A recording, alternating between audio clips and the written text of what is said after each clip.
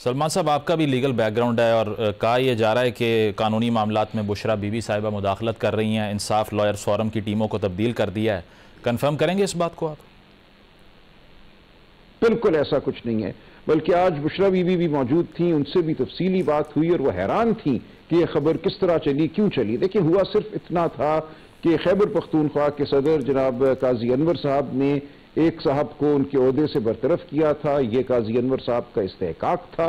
इस इस्तेहकाक के बरखिलाफ एक ऑर्डर किसी और साहब ने जारी कर दिया और उस ऑर्डर को हमने कहा कि कानून के मुताबिक नहीं है। बुशरा बीबी ने मुझसे जिक्र किया कि यह ठीक नहीं हुआ।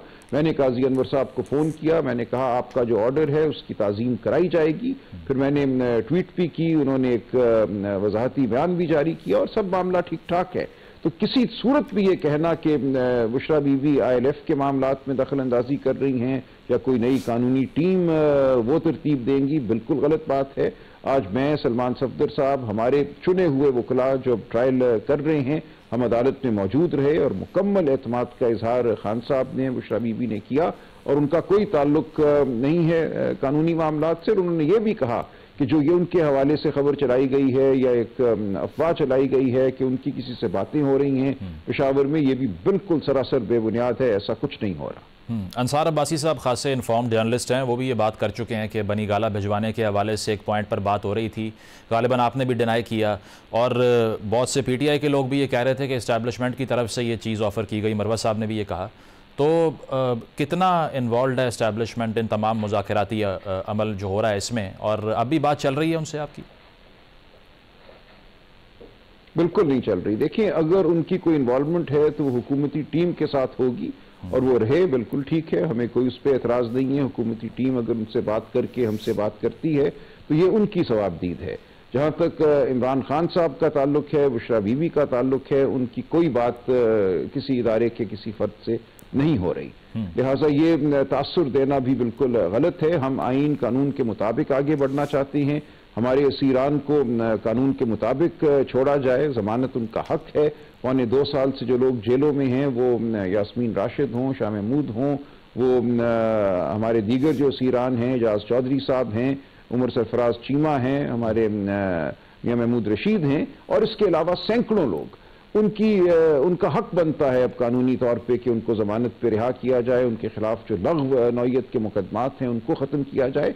जब ये हो जाएगा तो इमरान खान साहब भी कानून के मुताबिक जेल से बाहर आएंगे इंशाअल्लाह, लेकिन वो आखिरी आदमी होंगे जो जेल से बाहर आएंगे। अच्छा, सोशल मीडिया के हवाले से एक हेडेक कहा जाता है PTI के लिए भी। फवाद चौधरी साहब ने कहा कि पार्टी के बहुत से अफराद के कंट्रोल से ही बाहर है PTI का सोशल मीडिया और वो चाहता नहीं है कि मुज़ाकरात में कोई भी चीज़ आगे बढ़ सके। आप अग्री करते हैं इससे कि जो सोशल मीडिया का बयानिया है और जो पार्टी का बयानिया है पोलर ऑपोजिट है, बहुत रेडिकल है सोशल मीडिया आपका?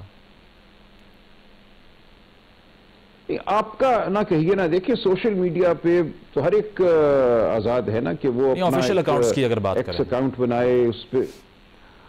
नहीं, ऑफिशियल अकाउंट्स में और हमारी पार्टी की पोजीशन में कोई बहुत तफावत नहीं है।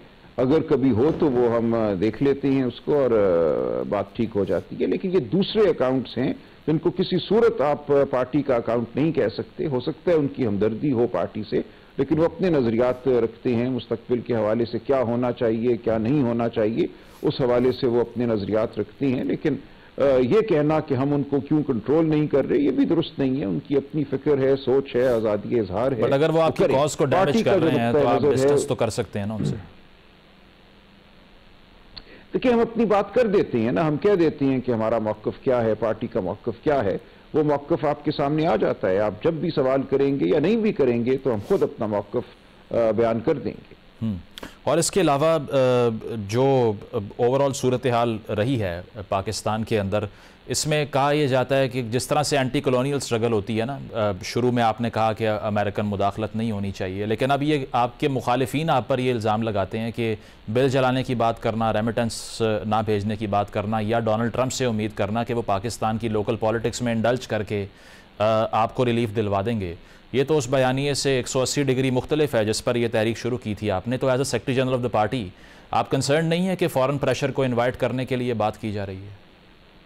नहीं, कौन इन्वाइट कर रहा है? बिल्कुल भी कोई बात नहीं कर रहा। कौन कह रहा है कि हमें बाहर से कोई कुमक आनी है या हमारी कोई मदद होनी है? हम तो नहीं ये कर रहे बात।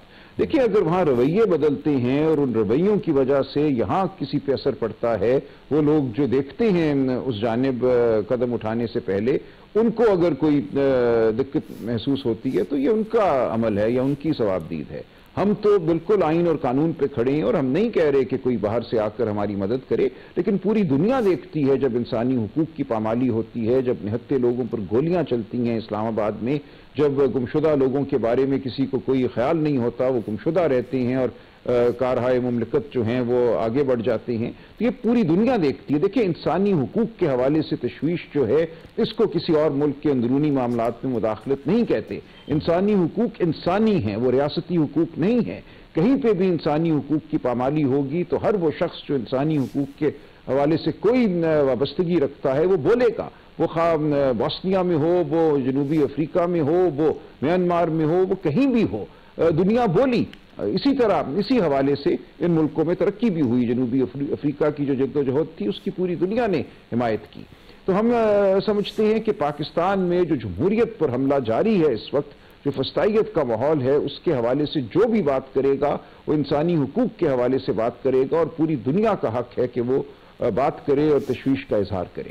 इसके अलावा बाकी जो मामलात हैं बिल्कुल आइन कानून के मुताबिक है। देखिए, सिविल डिसोबीडियंस तो एक बहुत ही मुरव्वज तरीका है फस्तायत के मुकाबले का। अगर आप इलेक्शन के निज़ाम पे हमला आवर हो जाते हैं, कवानीन की धज्जियां उड़ा देते हैं, कोई ऐसा कानून नहीं जो आपके रास्ते में खड़ा हो, तो उसका जवाब क्या दिया जाएगा? वो अमेरिका का साउथ हो या वो कोई और जगह हो, भारत हो, गांधी जी की तहरीक हो, वो सिविल डिसोबीडियंस ही पर मबनी थी। सिविल डिसोबीडियंस का मतलब ये होता है कि आपने चूंकि पूरे निज़ाम को एक गैर कानूनी निज़ाम बना दिया है, फस्तायत और ध्वंस और अगवाकारी पर मबनी निज़ाम बना दिया है, इसलिए बतौर शहरी हम एहतजाज करेंगे और हम कहेंगे कि हम इस निज़ाम को नहीं मानते। लेकिन अभी तक तो हम सिविल डिसोबीडियंस के करीब नहीं आए। रेमिटेंस का जो मामला है, जो कि इमरान खान साहब की बिल्कुल कॉल है, उसमें किसी कानून की खिलाफ वर्जी शामिल नहीं है। अगर कोई शख्स अमेरिका में या कहीं और बैठा ये फैसला करता है कि मैंने पैसे नहीं भेजने इस साल, तो इसमें कोई सिविल डिसोबीडियंस नहीं है, ये उसकी अपनी एक सवाबदीद है। कोई कानून उसको नहीं कहता कि तुम जरूर इस साल पैसे भेजो। सही। इसके अलावा जो मिलिट्री ट्रायल चल रहा है फैज साहब का, उसमें अब ये खबरें भी रिपोर्ट हो रही हैं कि अगर हो सकता है बाजवा साहब को बुलाया जाए और वो भी पेश हो जाएं उसमें, तो पीटीआई का क्या मौक़िफ़ है इस पर कि अगर उसका दायरा कार बढ़ता है and it goes to Bajwa साहब एज वेल, तो आपको लगता है कि आपकी नज़र में ऐसा होना चाहिए था? देखिए, जहां तक सिविलियंस की मिलिट्री ट्रायल का ताल्लुक है, उसके हम बिल्कुल खिलाफ हैं, हम उसको गैर आईनी मानते हैं, उसका कोई वजूद हम तस्लीम नहीं करते। अगर इन्होंने फौजी जो अफसरान हैं उनसे बढ़कर किसी को इन ट्रायल्स में शामिल करने की कोशिश की तो पूरी दुनिया आप देखेंगे मजम्मत करेगी, इसको नहीं मानेगी। यूरोपियन यूनियन की जानिब से बहुत सख्त मौक़िफ़ सामने आ चुका है GSP प्लस के हवाले से, जिसके तहत हमारी जो बरामदाद हैं उनको यूरोपियन मार्केट में रसाई हासिल है। हम अपनी मईशत के साथ खिलवाड़ ना करें तो बहुत बेहतर होगा। इस वक्त की मईशत जामिद है, ये कहते हैं कि इस्तेहकाम आ गया। ये कौन सा इस्तेहकाम है? कब्रिस्तान का कोई इन्वेस्टमेंट नहीं हो रही, 0.9% से भी कम आपकी ये शरह नमू है, ग्रोथ है, आपकी आबादी बदस्तूर बढ़ रही है। कहाँ है नौजवानों के लिए नौकरियां? तो इस वक्त जो सूरत हाल है वो बहुत ही खौफनाक है। आप उम्मीद को कत्ल कर रहे हैं, आप नौजवानों की इस रियासत के साथ वाबस्तगी को कत्ल कर रहे हैं, और उसके बाद अगर आपने मिलिट्री ट्रायल चलाई, फौजियों की अपनी जगह है, उस बारे में हम कुछ नहीं कहते। लेकिन अगर अफवाज से बाहर किसी शख्स बशमूल इमरान खान के आपने इस ट्रायल में शामिल करने की कोशिश की तो जबरदस्त रद्द अमल आएगा, मुल्क के अंदर भी और मुल्क के बाहर भी। लास्ट क्वेश्चन, 2027 में इलेक्शन ऑफर हुआ है आपको? नहीं, ऐसी कोई बात नहीं इस वक्त हमारे सामने। हम समझते हैं कि 2024 में जो इलेक्शन पर हमला हुआ उसको ख़त्म होना चाहिए।